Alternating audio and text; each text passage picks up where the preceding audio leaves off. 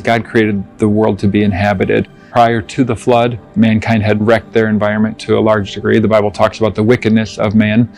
In Genesis 6, it speaks of every thought of man's heart was only evil continually, and that the whole world was filled with violence because of man. To me, I think it would be a very frightful place to live. The intents and thoughts of the human heart were only evil continually. The earth was filled with violence, and all flesh had corrupted its way on the earth. So it was excessive sin and violence and wickedness. And God said, I'm going to destroy the earth. The remnant, Noah and his family, they found grace in God's sight.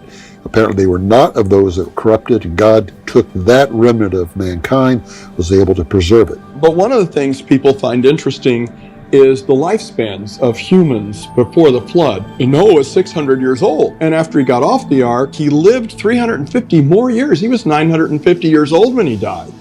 Now, his sons that got off the ark didn't live that long themselves, but they lived into their 500s.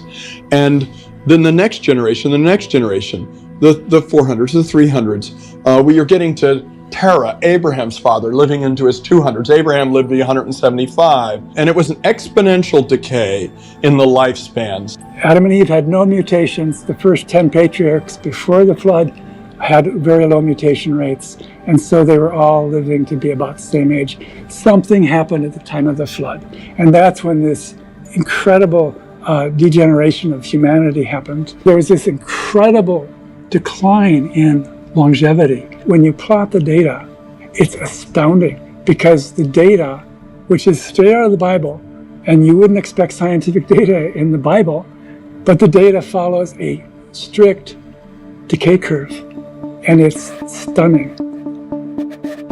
In the Bible, we are told that before the flood, men lived to be nearly 1,000 years old.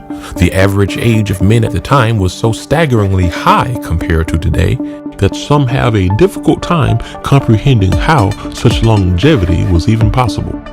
Yet, a major clue lies within the ages given to us in the book of Genesis.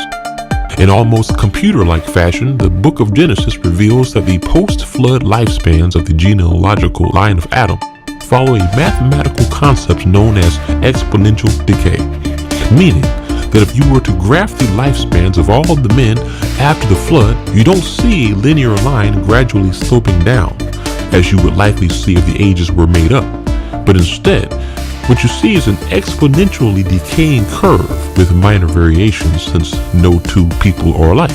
Would the men who recorded these ages through history really have conspired together to create data that follows an exponential decay curve?